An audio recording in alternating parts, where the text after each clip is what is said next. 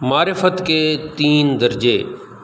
حضرت احمد بن انطاکی علیہ رحمت کسی نے آپ سے یہ سوال کیا کہ آپ کو خدا کا اشتیاق ہے؟ فرمایا کہ اشتیاق تو غائب کا ہوا کرتا ہے اور خدا تو ہر لمحہ حاضر ہے۔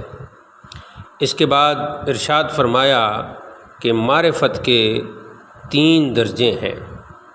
نمبر 1، وحدانیت کو ثابت کرنا۔ نمبر 2، خدا کے علاوہ ہر شے کو چھوڑ دینا۔ نمبر 3، یہ تصور قائم رکھنا کہ کسی سے بھی خدا کی عبادت کا حق ادا نہیں ہو سکتا۔